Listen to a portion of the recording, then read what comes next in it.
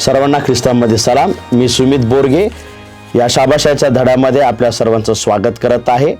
आजच्या ह्या सत्रामध्ये जे सहभागी झालेले आहेत त्यांचा परिचय मी आपल्यासमोर करून देत आहे. माझ्या उजव्या हाताला पास्टर अरुण जगताप आहेत, जे सोमवारचं सत्र चालवणार आहेत. सलाम. माझ्याकडे सोमवारचा मथळा आहे, न्यायी आणि समर्थन करणारा देव. तसंच मंगळवार आणि बुधवार हे सत्रामध्ये चालवणारे आपल्याकडं पास्टर किशोर उमाप आहेत. सर्वांना सलाम. माझ्याकडे जो मंगळवारचा आणि बुधवारचा मथळा आहे त्या मथळ्याचं नाव आहे, मंगळवारच्या मथळ्याचं नाव माझ्या अत्यंत जीवलगाचे गीत, आणि बुधवारचा जो मथळा आहे तो आहे ख्रिस्ताचा द्राक्षमळाचा दाखला. तसंच आपल्यामध्ये गुरुवार आणि चर्चा सत्रामध्ये घेऊन जाणारे पास्टर नंदू खाजेकर आपल्यामध्ये आहेत. सलाम. गुरुवारच्या भागामध्ये माझ्याकडं देवाच्या नावाचे समर्थन हा मथळा आहे. आजच्या धड्याला सुरुवात करण्या अगोदर आपण 2 शब्दाची प्रार्थना करूया. आपल्यामध्ये पास्टर नंदू खाजेकर आहेत, ते आपल्यासाठी प्रार्थना करतील. आपण प्रार्थनेमध्ये जाऊया. सर्व समर्थ, पवित्र आणि पवित्र आमच्या जिवंत देवा, आज आम्हा सर्वांना एकत्रित केलंस आणि पुन्हा एकदा तुझ्या वचनाची उजळणी करण्याची संधी दिलीस, याबद्दल तुझे उपकार मानतो. प्रभू, आम्ही प्रार्थना करत आहोत, या धड्याकडे जात असताना देवबापा आमचं मन हे तुझ्याकडे लागू दे, आणि देवबापा आम्ही जे काही यामधून शिकणार आहोत ते समजण्यासाठी तू आम्हाला ज्ञान, बुद्धी आणि चातुर्य दे, आणि तुझ्या नावाचं गौरव घडू दे. पुढील सर्व येणारा जो धडा आहे आणि ज्यातून आम्ही शिकणार आहोत त्यासाठी पुन्हा एकदा आम्ही तुझ्याकडे पवित्र आत्म्याची मदत मागत आहोत. आमचं संपूर्ण जीवन, प्रत्येक हालचाल तुझ्या हाती देऊन प्रार्थना ख्रिस्त येशूच्या नावाने करतो, म्हणून तू आहे. आमेन. जसं की आपण पाहत आहोत या तिमाहीमध्ये देवाची प्रीती आणि त्याचा न्याय. आजचा धडा क्रमांक 11 आहे, ज्याचं शीर्षक आहे यापेक्षा अधिक मी काय करावे. गेल्या आठवड्यामध्ये आपण पाहिलेलं आहे कराराचे नियम, आणि त्याच धड्यावर आधारित आजचा 11वा धडा आहे. आणि हे 2 धडे, 10वा आणि 11वा धडा, हे वैश्विक संघर्षाच्या तत्वावर आधारित आहे, जो की पवित्र शास्त्राचा केंद्रबिंदू आहे. आजच्या सुवर्ण वचनासाठी योहान याचा 18वा अध्याय आणि 37वे वचन. यावरून पिलात त्याला म्हणाला, तर तू राजा आहेस काय? येशूने उत्तर दिले की मी राजा आहे असे तू म्हणतोस. मी यासाठी जन्मलो आहे व यासाठी जगात आलो आहे की मी सत्याविषयी साक्ष द्यावी. जो कोणी सत्याचा आहे तो माझी वाणी ऐकतो. या धड्याच्या परिचयामध्ये आणि सुरुवातीसाठीच एक गोष्ट आपल्या पुढे मांडण्यात आलेली आहे. आणि काही वर्षापूर्वी गाईड नावाची एक मासिक प्रकाशित करण्यात आली होती, आणि त्याच्यामध्ये एक गोष्ट होती जी सत्य घटनेवर आधारित होती. आणि त्या गोष्टीमध्ये डेनिस नावाचा एक मुलगा होता, ज्याच्यावर संपूर्ण एक गोष्ट केंद्रित केली होती. डेनिस ज्या गावात एका गावात आपल्या दत्तक आईवडिलांबरोबर तो राहत असायचा, परंतु ज्या गावात तो असायचा त्या गावाच्या राजाचा मात्र फार तो तिरस्कार करायचा. आणि तो तिरस्कार जसा तो वाढत गेला त्याचा तो तिरस्कार राजाबद्दलचा दूर झालेला आहे. राजाच्या सैनिकांनी त्याला दुसरीकडे नेले होते, त्याच्या खऱ्या आईबापापासून त्याला दूर नेले होते, आणि म्हणून त्याला त्या राजाचा तिरस्कार येत असायचा. परंतु ज्यावेळेस तो मोठा झाला आणि त्याला समजलं, त्यावेळेस त्याचा तो तिरस्करणीपणा जो राजाबद्दलचा होता तो निघून गेलेला आहे. कारण का त्याच काळामध्ये काळ्या पटकीचा एक भीतीदायक आजार त्या ठिकाणी झाला होता, ज्याच्यापासून डेनिसला आणि त्या गावाच्या लोकांना राजाने वाचवण्याचा प्रयत्न केला होता. राजाची त्या गावाप्रती असलेली ती प्रीती होती, परंतु बऱ्याच जणांनी त्यांना दूर नेण्याबद्दल राजाविषयी तिरस्कारपणा त्यांच्या मनात झाला होता. अगदी ह्याच गोष्टीसारखं मनुष्य देखील देवाचा तिरस्कार करतो. बऱ्याच वेळेस देव आपल्या संग काही करत असताना आपल्याला समजत नाही, आपल्याला त्रास होतो, परंतु तो त्रास आपल्यासाठी भल्याचा आहे हे आपल्याला कळत नाही. आज देखील लोक देवाकडे डेनिस सारखेच पाहतात. दुष्टाईचे ते साक्षी झाले आहेत किंवा त्या दुष्टाईचा त्यांनी अनुभव घेतलेला आहे आणि त्यामुळे ते देवाकडे तिरस्कार नजरेने पाहतात. परंतु वैश्विक संघर्ष या महत्वाच्या विषयावर प्रकाश, ही गोष्ट वैश्विक संघर्षाच्या विषयावर महत्वाचा प्रकाश टाकत आहे. जेव्हा आमचे उत्तर देण्याचे सर्व प्रयत्न समाधान करण्यास अपयशी ठरतात, तेव्हा आपण फक्त येशूच्या त्या क्रूसखांबाकडे बघावे, ज्या क्रूसखांबाने आपलं शेवटचं उत्तर आपल्याला भेटणार आहे. या जगात जगत असताना बऱ्याच जीवनी प्रश्नांची उत्तर आम्हाला मिळणार नाही, पण शेवटचं उत्तर जे आहे, ज्यावेळेस आम्ही आमची दृष्टी येशू ख्रिस्ताच्या क्रूसखांबाकडे लावतो, तो क्रूसखांब आम्हाला येशू सत्य आहे किंवा येशू विश्वसनीय आहे इतक्यासारखा पुरेसा आहे. आणि म्हणूनच हा धडा पुढे जात असताना आपण बघतो का दुष्टाई जरी ह्या जगामध्ये आहे, त्रास आहे, संकट आहे, समस्या आहे, दुष्काळ आहे, दुष्परिणाम आहेत, तरी देखील ख्रिस्त हा विजयी आहे. कसा आहे? विजयी आहे. आपण येशू ख्रिस्ताला क्रूसखांबावर मरताना पाहत आहोत, दुष्टाईमुळं, पापामुळं, परंतु आपल्या मनामध्ये असा विश्वास असणं गरजेचं आहे का येशू ख्रिस्त कसा आहे? विजयी आहे. जरी जगात शत्रू कार्य करीत असला आणि त्या शत्रूला ख्रिस्त बळकावणारा असा संबोधत आहे किंवा या जगाचा अधिपती असा येशू स्वतः सैतानाला संबोधत आहे, परंतु ह्या ग्रहाचा आणि ह्या जगाचा खरा अधिपती येशू ख्रिस्तच आहे. होय, आमेन. जरी येशू ख्रिस्त सैतानाला म्हणत आहे की तो या जगाचा अधिपती आहे, परंतु ख्रिस्ती या नात्याने आमच्यासाठी ह्या जगाचा अधिपती येशू ख्रिस्तच आहे. आपण पाहिले आहे की पवित्र शास्त्र सैतानाचे वर्णन करतं. यशाया आहे, एजकेल आहे, प्रगटीकरण आहे, या पुस्तकांमध्ये आपल्याला सैतानाचे वर्णन सांगितलेले आहे. आता त्याच्या वर्णनापैकी काही वर्णन आपण आजच्या धड्याला जे लागू आहेत ते पाहणार आहोत. पहिलं वर्णन आहे, शास्त्र त्याला असं सादर करतं की संपूर्ण जगाची फसवणूक करणारा प्रारंभापासून असलेला सैतान. कसं सादर करतं? फसव्या. सैतान हा एक फसव्या आहे. दुसरं, आणि तो फसवणूक करतो यासाठी काही पुरावे इथं आहेत, ते आपण आपल्याकडे धड्याचं पुस्तक असेल घरी, ते त्यातून तुम्ही बघू शकता. मत्तई 4:3, योहान 8:44 आणि बरेच काही.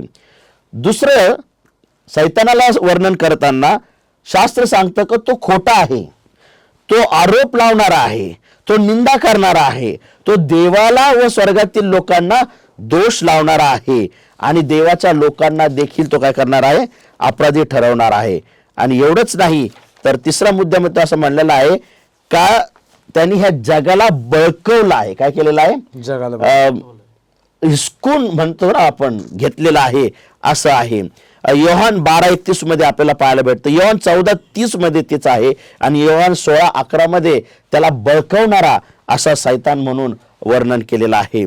ह्या सर्व सैतानाचे सादरीकरण पवित्र शास्त्र करत असताना आपल्याला योहान 18:37 मध्ये एक आशा भेटत आहे.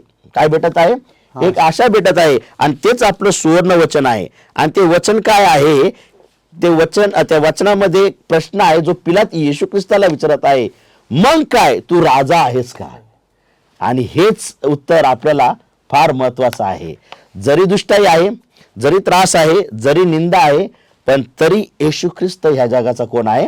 राजा आहे. जरी पवित्र शास्त्र शिकवते की सैतान हा धूर्तपणे फसवणूक करणारा, बळकावणारा, दोष देणारा, निंदा करणारा व जगाचा असा अधिपती आहे, ते हेही देखील शिकवते की येशू सैतानावर प्रत्येक प्रकारे काय झालेला आहे? विजय ठरलेला आहे. जर सैतान खोटा आहे तर येशूने खोट्यावर विजय मिळवलेला आहे. जर सैतान धूर्त आहे तर येशूने धूर्तपणावर विजय मिळवलेला आहे. जर सैतान मोहात पाडणार आहे तर येशूने मोहावर काय केलेला आहे? विजय मिळवलेला आहे. आणि येशू ह्या जगात येण्याचं कारण म्हणजे सत्याची साक्ष देण्यासाठी तो आलेला आहे. त्याचा क्रूस आम्हाला त्याच्या विजयाची खात्री देतं, त्याचा क्रूस त्याच्या विजयाची साक्ष देतं. आणि सैतानाचा समूळ नाश करण्याचे अभिवचन पवित्र शास्त्रामध्ये आहे. कारण का प्रगटीकरणाच्या पुस्तकात सांगितलेलं आहे का इथपर्यंत का सैतानाला ठाऊक आहे का त्याचा काय राहिलेला आहे, थोडका राहिलेला आहे. आणि म्हणून ही मोठी आशादायी वचनं आपल्याला सांगतात का येशू कसा आहे, विजय आहे. शेवटी सैतान काही करू दे, तो आधीच पराजित झालेला काय आहे, शत्रू आहे. आणि आमच्यासाठी महत्वाचे हे आहे की आम्ही स्वतः ख्रिस्ताच्या विजयावर प्रत्येक दिवशी दावा करावा, प्रत्येक क्षणाला, आणि या अभिवाचनावर देखील हक्क सांगावा की क्रूसाने आम्हास देव केली आहेत. फार सुंदर, फार आशादायी क्रूस परमेश्वराने आमच्या साक्षीसाठी ठेवून गेलेला आहे. का आम्हाला जर उत्तरं भेटली नाहीत तर निराश होता कामा नाही. क्रूसच, येशू ख्रिस्ताचा क्रूसच आमच्यासाठी एक आशादायी अभिवचन आहे, जे आम्हाला आशा देतं का त्या स्वर्गीय राज्यामध्ये आमच्या सर्व प्रश्नांची उत्तरं भेटणार आहे. येशू हा विजयी झालेला आहे. याच विचाराने आपण सोमवारच्या सत्राकडे जाणार आहोत आणि मी इथून पुढची वेळ पास्टर जगतापच्या हातात सोपवत आहे. धन्यवाद पास्टर सुमित. सुंदर आता तुम्ही शाबात आणि रविवारचा मुद्दा मांडलेला आहे आणि मी आपल्यासमोर सोमवारचा मुद्दा मांडत आहे, न्यायी आणि समर्थन करणारा. प्रियांनो, प्रत्येक वळणावर ख्रिस्ताचे कार्य सैतानाच्या कार्याचा नाश करते. काय करते? प्रत्येक वळणावरती ख्रिस्ताचं जे कार्य आहे ते सैतानाच्या कार्याचा नाश करते. तुम्ही जर बघितलं योहानाचे पहिले पत्र याचा 3रा अध्याय आणि 8व्या वचनामध्ये म्हटलेलं आहे की येशू सैतानाची कृत्य नष्ट करावे म्हणून आलाय, जगात प्रगट झाला. बरोबर. आणि पावलाची इब्रिलोकास पत्र याचा 2रा अध्याय 14व्या वचनामध्ये म्हटलेलं आहे की यासाठी की मरणावर धनीपणा करणारा म्हणजे सैतान याला आपल्या मरणाने नाहीसे करा म्हणून तो जगात प्रगट झाला. तरी शत्रूच्या म्हणजे सैतानाच्या सत्तेचा संपूर्ण पराभव हा होणार आहे. जरी अजून सैतान जरी अधिपती, आता तुम्ही रविवारच्या मथळ्यामध्ये बघितलं की सैतान हा अधिपती, येशू ख्रिस्त स्वतः म्हणतो की तो अधिपती आहे. परंतु जरी तो अधिपती असला परंतु त्याला मर्यादा आहेत आणि त्याचा नाश एक दिवस होणार आहे. प्रियांनो, रोमकरास पत्राचा 5वा अध्याय आणि 8वं वचन जर पाहिलं की त्यामध्ये पाऊल म्हणतो आपण पापी असतानाच ख्रिस्त आमच्यासाठी किंवा आपणासाठी मरण पावला. आपण पाहिल्याप्रमाणे सैतान हा दावा करतो की देव हा पूर्ण पवित्र व प्रेमळ नाही. म्हणजे सैतान हा लोकांची दिशाभूल करत आहे. सैतान आम्हाला देवावरती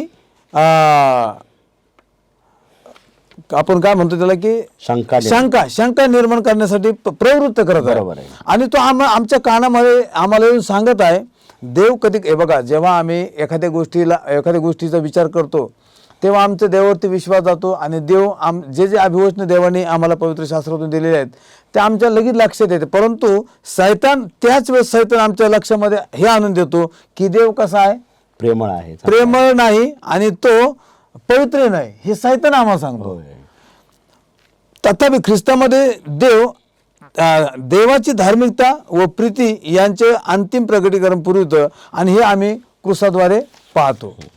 एलेन जी व्हाईट येशू ख्रिस्ताच्या मरणानंतर म्हणतात, Ellen G White the Desire of the Ages आणि मराठी पुस्तक युगानुयुगाची आशा यामध्ये एलेन जी व्हाईट पान नंबर 761 मध्ये म्हणतात की सैतानाने पाहिले की त्याच्या खोट्या आरोपांच्या चिंध्या झाल्या. काय म्हणतात त्या? सैतानाने जे खोटे आरोप त्याच्यावरती केलेले आहेत किंवा आम्हाला जे सैतान चुकीचं मार्गदर्शन करत आहे त्याच्या त्या सर्व चिन्हे झाल्यात आणि त्याचा कारभार पतन न पावलेल्या दूतांसमोर व स्वर्गीय विश्वासमोर उघडा पडला आहे. त्याने स्वतःचे खुनी असं प्रगट केलेलं आहे आणि तो खून म्हणजे कोणाचा आहे? स्वतः येशू ख्रिस्ताचा. येशू ख्रिस्ताचं रक्त सांडल्याद्वारे आणि त्याने स्वतः स्वर्गीय लोकांच्या दयेपासून उखडून टाकलेले आहे. तर प्रियांनो, तारणाचा जो इतिहास आम्हाला हा भरपूर पुरावा देते की आम्ही खात्री बाळगावी. आम्हाला तारणाचा इतिहास हे सांगतो की आम्ही अशा कुठल्याही भूलथापेला बळी पडू नये. आम्ही सैतानाच्या प्रभू येशू ख्रिस्ताच्या कुठल्याही वचनावरती शंका कुशंका घेऊ नये किंवा सैतानाच्या कोणत्याही गोष्टीला बळी पडू नये. तर आम्ही इतिहासावरती विश्वास ठेवा आणि त्यासाठी आम्हाला परमेश्वर प्रभू येशू ख्रिस्ताने भरपूर असे पवित्र शास्त्रातून पुरावे दिलेले आहेत आणि आम्ही खात्री बाळगली पाहिजे की देव नेहमी असं कार्य करतो की जे शेवटी सर्व संबंधित आहेत त्यांच्यासाठी तो चांगले करणार आहे किंवा तो चांगलं करतो. का चांगलं करतो प्रियानो? तुम्ही जर अनुवादाचं 32 अध्याय 4थं वचन वाचलं, पहिले शमूएलाचं 3रा अध्याय 18 वचन वाचलं, स्तोत्र 145 17 वचन वाचलं, दानिएल 4:37 जर वाचलं, हबक्कूक 1:13 जर वाचलं, प्रकटीकरण 15, म्हणजे हे सर्व जर वचन वाचले तर सर्व वचनाचा सार एक आहे की परमेश्वर न्याय आहे. परमेश्वर न्याय आहे आणि परमेश्वर न्याय करणार आहे. आमेन. परंतु तो न्याय करणार आहे, परमेश्वर न्याय आहे, तो योग्य न्याय करणार आहे आणि कोणावरही अनिती करणार नाही. आणि म्हणून आम्हाला हा विश्वास ठेवायचा आहे की आमचा जो देव आहे तो न्याय आहे आणि न्यायाचं समर्थन करणार देव आहे. आमचा देव कसा आहे? न्यायाचं समर्थन करणार आहे. धन्यवाद. फार सुंदर स्पष्टीकरण पास्टर जगताप तुम्ही केलेलं आहे का परमेश्वर न्यायी आहे आणि समर्थक देखील आहे आणि तो त्याचा न्याय आणि तो आपलं नक्कीच समर्थन करणार आहे. यावेळेस मंगळवार आणि बुधवार या सत्राकडे जात असता पास्टर किशोर उमाप यांना मी विनंती करतो का ते चालवते. मंगळवारच्या सत्रामध्ये आपण आजच्या मथळ्याला स्पर्श करणार आहोत. मथळ्याचं शीर्षक माझ्या अत्यंत जीवलगाचे गीत असं आहे. प्रियजनो, या ठिकाणी आश्चर्यकारक रीतीने जो देव आहे ते देवाने त्याची जी प्रीती आहे आणि त्याची धार्मिकता आहे वैश्विक संघर्षामध्ये नेहमी प्रगट केलेली आहे. परंतु काही लोक विचारतात की देवाने ही दुष्टाई जी थांबण्यासाठी किंवा हे काढून टाकण्यासाठी आणखीन काहीतरी करायला हवं होतं. आणि म्हणून हे वैश्विक संघर्षाची जर ती रचना जर आपण पाहिली तर देवाने जी कृती केलेली आहे यासाठी की स्वतंत्र इच्छेस आवश्यक असणारा तो आणि मानव प्राणी यांच्यातील प्रीतीच्या संबंधांना अत्यंत अधिक वाढ मिळावी. म्हणजे मनुष्य प्राणी आणि देव यांच्यामधला जो संबंध आहे तो प्रीतीने वाढत जावा यासाठी देव रचना त्या ठिकाणी करत आहे.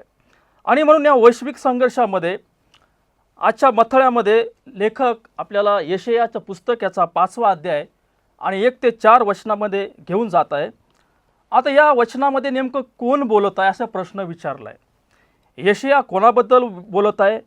द्राक्षमळा द्राक्षाचा धनी कोणाला सादर करतात किंवा द्राक्षमळाच्या तर्फे द्राक्षमळाच्या धन्याने केलेल्या कृत्याचं महत्त्व काय आणि त्याचा परिणाम काय असे प्रश्न या ठिकाणी विचारण्यात आलेले आहेत. आणि मग ज्यावेळेस हा दृष्टांत सुरू होतो, यशाया लिहितो 5वा अध्याय 1 ते काही वचनामध्ये, तिथं तो म्हणत आहे मी आपल्या वल्लभा प्रित्यर्थ गाणं गाईन, मी आपल्या प्रियकराच्या त्याच्या द्राक्षेच्या मळ्याविषयी गीत गाईन आणि माझ्या वल्लभाचा द्राक्षमळा डोंगराच्या एका अतिशय सुपीक शृंगावर होता, तो त्याने खणून त्यातले गोटे काढून टाकले, उत्तम प्रतीच्या द्राक्षीच्या वेलाची लागवड केली व त्यात बुरुज बांधला, द्राक्षकुंड खंदले, मग त्यापासून द्राक्ष पैदा होतील म्हणून वाट पाहिली, पण त्याने रानद्राक्षे दिली. आणि मग तो म्हणत आहे यरूशलेमकरांनो, यहूदातल्या लोकांनो, माझ्या द्राक्षमळाचा न्याय करा. देव म्हणत आहे माझ्या द्राक्षमळ्यात मी केले नाही अशा आधी काय करायचे होते? जी द्राक्षे देईल मी म्हणून मी वाट पाहत होतो, पण रानद्राक्ष दिली. या ठिकाणी हा दृष्टांत आपल्याला घेऊन जात आहे. याचा अर्थ हा आहे द्राक्षमळाचा धनी स्वतः देव आहे आणि द्राक्षमळा हा देवाच्या लोकांना सूचित करतं. परंतु त्याचा जो परिणाम आहे तिथं म्हटण्यात आलेला आहे हा संपूर्ण जगामध्ये पसरलेल्या देवाच्या कार्याशी संबंधित आलेला आहे. आणि म्हणून या ठिकाणी द्राक्षमळा लावण्यासाठी जो वल्लभ हा शब्द वापरण्यात आलेला आहे, वल्लभ स्वतः प्रभू येशू ख्रिस्ताबद्दल हा शब्द वापरण्यात आलेला आहे. आता देवाची इच्छा होती की द्राक्षमळा म्हणजे देवाचे लोक बहरत आहेत, द्राक्षमळाने चांगली द्राक्ष निर्माण करायला हवी होती, परंतु रानद्राक्ष का दिली? म्हणजे देवाची अपेक्षा आहे की त्याच्या लोकांनी चांगल्या प्रकारची विश्वास निर्माण करायला हवा होता, देवाच्या आज्ञाचं पालन करायला हवं होतं, परंतु त्या चांगल्या द्राक्षाऐवजी रानद्राक्ष तिथं मिळालेली आहे, देव असं म्हणत आहे. आता याचं भाषांतर, रानद्राक्ष या शब्दाचं भाषांतर पास्टर या ठिकाणी निष्फळ असा केलेला आहे. म्हणजे देव फळाची अपेक्षा करतो परंतु तिथं काहीच प्रकारे फळ आलेलं नाही असं देवाचं म्हणणं आहे. आणि इब्री भाषामध्ये याची जर शब्दरचना आपण जर पाहिली तर त्याला सडलेली फळं असं म्हटलेलं आहे. म्हणजे इतकं लागवड करून शेवटी ते जे पीक आहे ते सडलेलं आहे असं म्हटण्यात आलेलं आहे.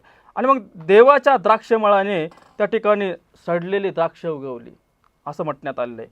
आणि मग अशा वेळेस देव यशाया याचा 5वा अध्याय आणि 3ऱ्या वचनामध्ये स्वतः बोलतो, लोकांना न्याय करण्यासाठी तो आमंत्रित करतो, तो आणि त्या द्राक्षमळ्याबद्दल. आणि मग अनेक प्रश्न त्या ठिकाणी देव स्वतः पुढं मांडतो. माझ्या द्राक्षेच्या मळ्यात मी केले नाही अशा आधी काय करायला पाहिजे होते, तो द्राक्ष देईल म्हणून मी वाट पाहिली पण त्यांनी रान द्राक्ष का केली, हे प्रश्न तिथं आलेले आहेत. आणि मग हे उदाहरण आम्हाला आता येशू ख्रिस्ताकडे घेऊन जातं. आता इथं लेखक आम्हाला सांगत आहे की आम्ही येशू ख्रिस्ताच्या क्रूसाकडे पाहिलेलं आहे.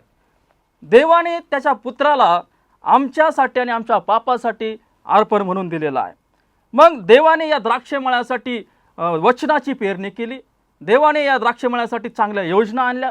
देवाने त्याच्या पुत्राला या जगामध्ये पाठवून लोकांना पापापासून वळवण्यासाठी सल्ला दिला, वचनं दिले. आणि अशा काळामध्ये देवाची अपेक्षा होती की त्याच्या लोकांनी फळ द्यावं. परंतु इथं लिहिलं, माझ्या द्राक्षेच्या मळ्यात प्रभू म्हणतो मी काय केलं नाही, आधी काय करायचं राहिलं होतं. या ठिकाणी ख्रिस्ताचं अर्पण देऊन लोकांच्या पापाची क्षमा व्हावी आणि त्यांना सार्वकालिक जीवन द्यावं, ही देवाची योजना आहे. परंतु लोकांनी, आपल्याला माहीत आहे की येशू ख्रिस्त या जगामध्ये आला, परंतु लोकांनी त्याच्यावर विश्वास ठेवलेला नाही. तो स्वकीयाकडे आला, त्याचा धिक्कार केला, त्याच्यावर विश्वास ठेवला नाही. आणि अशा वेळेस पुत्राचं त्यांनी ऐकलेलं नाही. माझा हा जो मथळा आहे हा पुढील बुधवारच्या मथळ्याशी जोडलेला आहे. आणि म्हणून पुढील बुधवारचा मथळा हा ख्रिस्ताच्या द्राक्षमळ्याचा दाखला आहे. मत्तईच्या 21व्या अध्यायामध्ये त्या ठिकाणी हा द्राक्षमळ्याचा दृष्टांत त्या ठिकाणी येशू ख्रिस्ताने स्वतः त्या ठिकाणी दिलेला आहे. द्राक्षमळ्याच्या दृष्टांतामध्ये ज्यावेळेस आम्ही पाहतो त्यावेळेस यशायाचा 5वा अध्याय आणि मत्तईचा 21वा अध्याय हे जवळजवळ एकमेकाशी जोडलेले आहेत आणि याच्यामध्ये स्पष्टीकरण त्या ठिकाणी देण्यात आलेलं आहे. आता मत्तईच्या 21व्या अध्यायामधला जो द्राक्षमळ्याचा दृष्टांत आहे तो आपण समजून घेऊया. या ठिकाणी लेखकांनी लिहिलेलं आहे की कोणी एका गृहस्थाने आपला द्राक्षमळा लावला, त्याच्या भोवती कुंपण त्याने खणलं, त्याच्या भोवती द्राक्षरसासाठी कुंड खणले, माळा बांधला आणि तो माळा खंडाने लावून म्हणजे देऊन तो परदेशी निघून गेलेला आहे. म्हणजे विशेष मुदतीवर तो दिलेला आहे आणि त्यांनी सांगितलं की त्या ठिकाणी मी परत त्या ठिकाणी येणार आहे. आणि म्हणून इथं लिहिलं, फळाचा हंगाम आला, फळ घेण्याकरता त्याने दासाला त्या माळ्याकडे पाठवलं. पण तो माळ्यांनी त्या दासाला धरून ठोक दिला, मार दिला, कोणाला जीव मारलं, कोणाचा दोंडमार केली. त्यांनी पुन्हा एकदा पहिल्यापेक्षा अधिक दुसरे दास त्या ठिकाणी पाठवले आणि तेही तसेच वागले. शेवटी तो म्हटला की शेवटी माझ्या मुलाचा ते मान राखतील म्हणून त्याने आपल्या मुलालाही पाठवलं. परंतु त्या ठिकाणी म्हटले ते माळी त्या मुलाला पाहून म्हणायला लागले, हा तर वारस आहे, चला आपण याला जिवे मारू, याचे वतन आपण काय करू घेऊ. असं त्यांनी केलं.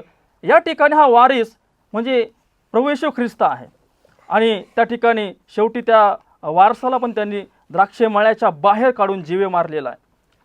या दोन्ही उदाहरणातून प्रियांनो आज या धड्यातून शिकण्यासाठी लेखक आपल्याला प्रेरित करत आहे.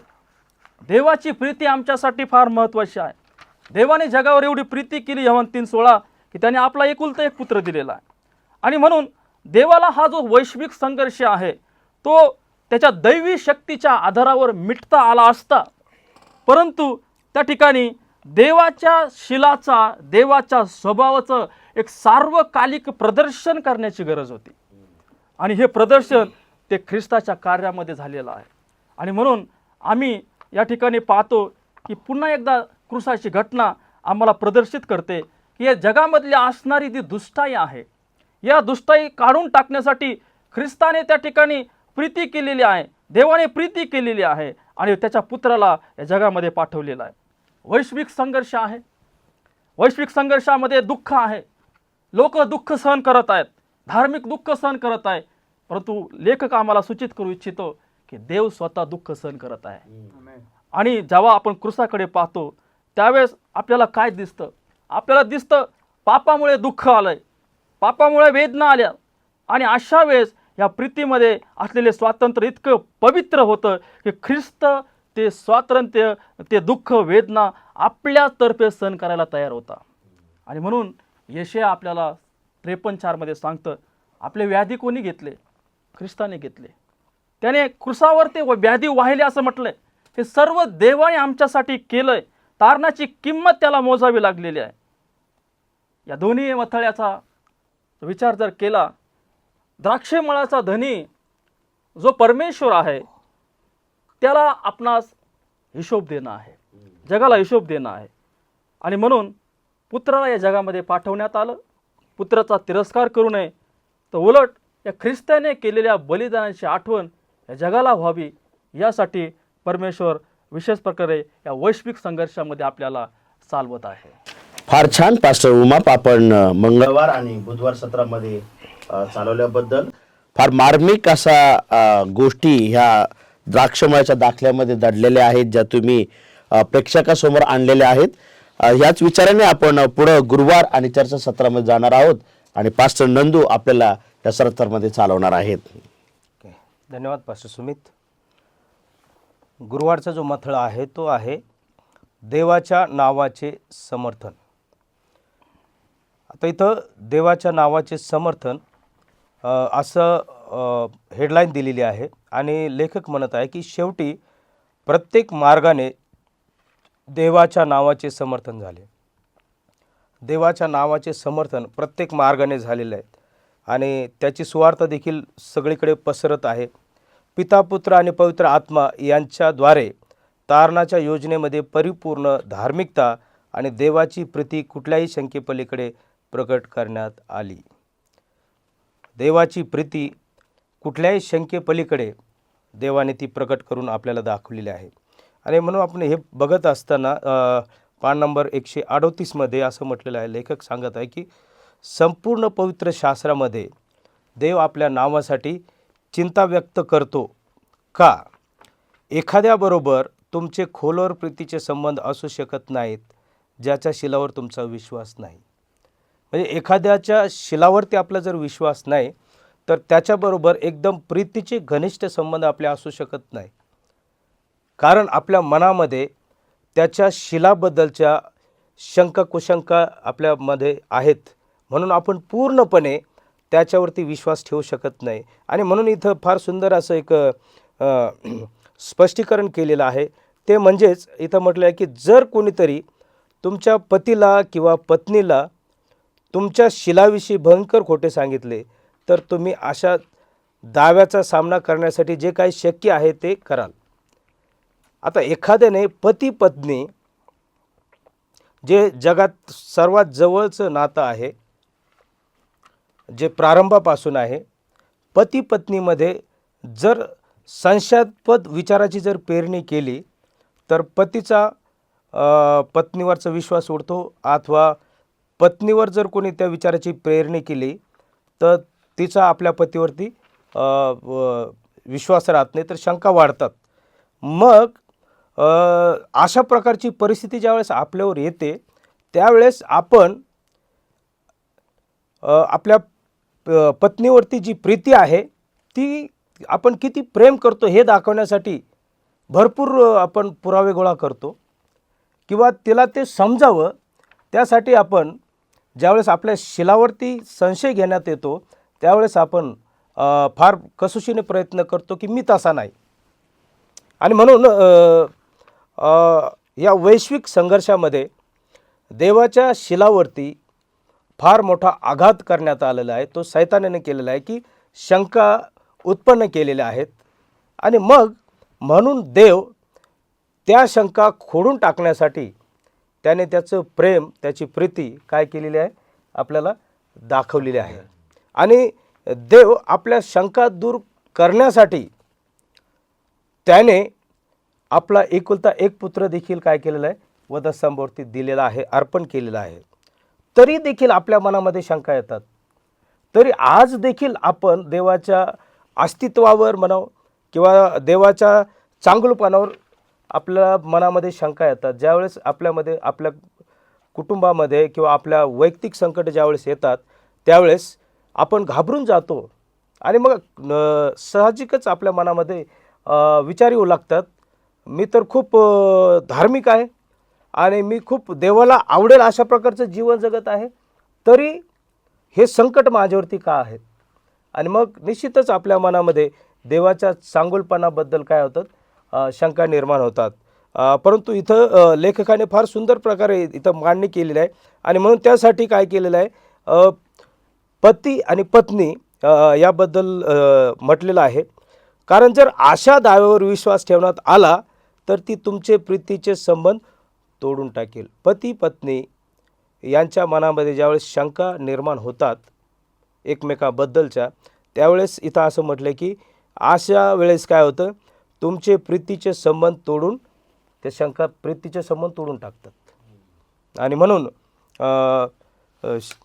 पवित्र शास्त्रामध्ये देवाने तो किती प्रेमळ आहे याचे भरपूर प्रमाणात पुरावे दिलेले आहेत. अनेक संदेश त्याच्याद्वारे, अनेक लोकांच्याद्वारे देवाने ते सत्य आपल्या पुढे आणलेलं आहे. अधिक अभ्यासामध्ये जर आपण बघितलं शुक्रवारच्या पॅराग्राफमध्ये, तर इथं असं म्हटलं की देवाच्या दूरदर्शीपणामध्ये ज्या सर्व गोष्टी आपणास गोंधळात टाकते ते येणाऱ्या जगामध्ये देव स्पष्ट करेल. या जगामध्ये राहत असताना ज्या काही गोष्टींनी आपण गोंधळून गेलेलो आहोत, देवाच्या अस्तित्वाबद्दल शंका आहेत, इतर अडचणी आहेत, दुःख आहेत, आणि ह्या सर्व शंका हे वैश्विक जे संघर्ष आहे त्या संघर्षाबद्दल आपल्या मनामध्ये ज्या शंका आहेत, इथं असं लेखक म्हणत आहे की ते शेवटी देव काय करणार आहे, देव ते सर्व स्पष्ट करणार आहे. ज्या गोष्टी समजण्यासाठी कठीण होत्या त्यांना स्पष्टीकरण सापडेल. कृपेची रहस्ये आपल्यासमोर उघड होतील. जेथे आपल्या मर्यादित मनाला केवळ गोंधळ आणि तुटलेली अभिवचने सापडली, तेथे आपणास अतिशय परिपूर्ण व सुंदर सुसंगतपणा दिसेल. म्हणजेच जे देवाने निर्माण केलं होतं त्याच्यामध्ये जो काही बदल, पापाच्या द्वारे जो काही बदल झालेला आहे, तो बदल झालेला आहे, तो ज्यावेळेस परमेश्वर सर्व काही व्यवस्थित करेल आणि ज्यावेळेस आपण पुन्हा देवाने निर्माण केलेल्या त्या नवीन पृथ्वीमध्ये, त्या नवीन गोष्टीमध्ये ज्यावेळेस आपण राहणार आहोत, त्यावेळेस आता गोंधळलेल्या परिस्थितीमधले सर्व प्रश्नाचे उत्तर आपल्याला तिथं पाहायला मिळणार आहे. आणि मग पहिल्यासारखंच जसं देवाने सर्व वन पशु प्राणी निर्माण केले आणि मनुष्य प्राणी देखील उत्पन्न केला आणि सर्व प्राणी एकत्रित राहत होते, आणि सिंह आणि काय म्हणता येईल ते अजून सिंह, कोकरा, इतर जे काही प्राणी आहेत ते सर्व आपण पुन्हा पाहणार आहोत. आजच्या परिस्थितीमध्ये आपण फार भयावह असं जीवन जगत आहोत आणि वेगवेगळे आजार आहेत, वेगवेगळ्या समस्या आहेत. हे ज्यावेळेस आपण ऐकतो त्यावेळेस आपण घाबरून जातो. पण ज्यावेळेस आपल्याला त्या ठिकाणी जाण्याची संधी मिळणार आहे, देवाने बनवलेल्या नवीन गोष्टीमध्ये ज्यावेळेस आपण प्रवेश करू, त्यावेळेस ह्या गोष्टी आपल्याला तिथं क्षुल्लक वाटणार आहेत. आणि या जगामधल्या जे आपल्यावरती संकट येतात आणि ते संकट आपल्याला गोंधळात पाडतात, त्या सर्व संकटाची उत्तरं, त्या प्रश्नाची उत्तरं जे आज आपल्या मनामध्ये आहेत ते आपल्याला त्या ठिकाणी सर्व मिळणार आहे. फार सुंदर पास्टर खाजेकर तुम्ही प्रकाश टाकलेला आहे गुरुवारच्या आणि चर्चासत्रावर. यावेळेस 11व्या धड्याच्या आपल्या प्रत्येक सत्राच्या याच्यावर वाक्याचं निष्कर्ष काढत असताना आपण निष्कर्ष काढणार आहोत. जो परिचय आहे शाबाद शाळेच्या धड्याचा परिचय आणि रविवारचा जो आहे, मथळ्याकडे बघत असताना मी अशी कल्पना करतो का हे वाक्य, हा प्रश्न येशूने विचारलेला आहे, यापेक्षा अधिक मी काय करावे, नाही का. म्हणजे जिथं गोष्ट मानवाच्या तारणासाठी येते किंवा वैश्विक संघर्षाची येते, येशू विचारत आहे का ह्यापेक्षा अधिक मी काय करावे, नाही का. आणि रविवारच्या सत्राकडे बघत असताना ख्रिस्त हा विजयी आहे आणि ह्या ख्रिस्त जो विजयी झालेल्याचा पुरावा आहे तो फक्त क्रूस खांबच आहे. आणि मला जरी ह्या जीवनात प्रश्नांची उत्तरं नाही भेटले, पण क्रूसाकडे बघताच माझ्या मनातल्या शंका त्याच्या अमर्यादितपणावरच्या त्या निघून गेलेल्या आहेत.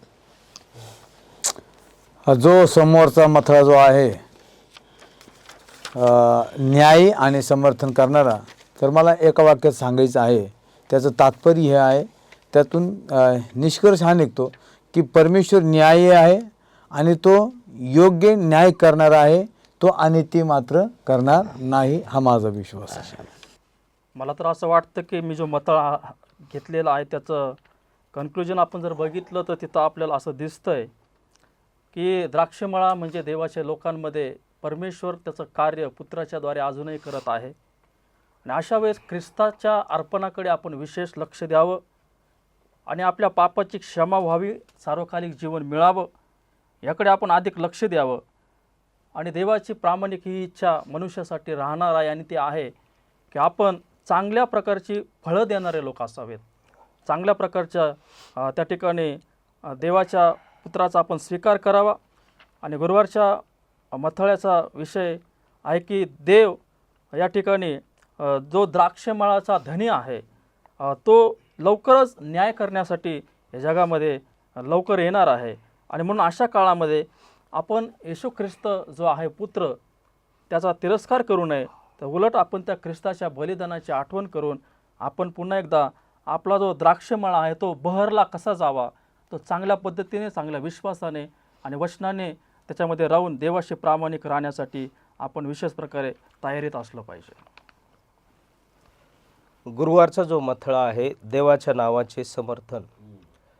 संपूर्ण पृथ्वीने, संपूर्ण मानव जातीने देवाच्या नावाचं समर्थन करणं गरजेचं आहे. देव आपला निर्माणकर्ता आहे, तो आपला उत्पन्नकर्ता आहे आणि सर्व काही त्याच्या हातामध्ये आहे आणि त्याच्या योजना हा आपल्या कल्याणासाठी हितकारक आहेत आणि देव चांगला आहे आणि म्हणून संपूर्ण सृष्टीने त्याचं समर्थन करणं गरजेचं आहे. परत एक वार आपल्या सर्वांचे मनापासून आभार मानतो आणि प्रेक्षकांना उत्तेजित करतो ख्रिस्ताच्या वचनाला अनुसरण. आज जर तुमच्या प्रश्नांना अनुत्तरित प्रतिसाद भेटला असेल तर येशू ख्रिस्ताच्या क्रूसखांबाकडे बघा. तो क्रूसखांब हे सिद्ध करतं का देव विश्वासास पात्र आहे. आणि म्हणून मी आपल्या सर्वांना देवावर विश्वास ठेवण्यासाठी उत्तेजित करतो. आमचा हा व्हिडिओ जर आवडला असेल तर कृपया लाईक करा आणि इतरांसंग हा व्हिडिओ शेअर करा आणि कृपया करून आमच्या चॅनलला सबस्क्राईब करा. आणि असेच आध्यात्मिक व्हिडिओ पुढील काळात बघण्यासाठी बेल आयकॉनवर क्लिक करा आणि आम्हाला संपर्क साधण्यासाठी digitalwiu@gmail.com यावर तुम्ही आम्हाला संपर्क साधू शकता. परमेश्वर बाप आपल्या सर्वांना सहाय्य करो. जर काही प्रार्थना विनंती असेल तर तुम्ही कॉमेंट बॉक्समध्ये लिहू शकता. आजचा ह्या धडा शेवट करण्यासाठी आपण प्रार्थना करूया. आपण सर्वजण डोळे लावूया. अत्यंत कृपाळू कनवाळू स्वर्गातील जिवंत परमेश्वरा, धन्यवाद देतो परमेश्वरा की सुंदरसे धडे आमच्या हातामध्ये तू दिलेले आहेस. धन्यवाद देतो परमेश्वरा का त्या धड्यांचा अभ्यास करण्यासाठी तू आम्हाला सुज्ञपणा आणि ज्ञान देत आहेस. आम्ही आमच्या ऑनलाईन प्रेक्षकांसाठी प्रार्थना करत आहेत देवा.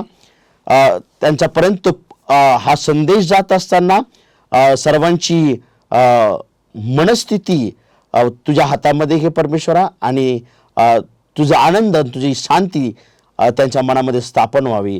कारण प्रार्थना येशूच्या नावात करतो म्हणून तो एक पित्या. आमेन. पुन्हा भेटूया पुढच्या आठवडी एका नवीन धड्याबरोबर. तोपर्यंत सर्वांना ख्रिस्तात सलाम. सलाम.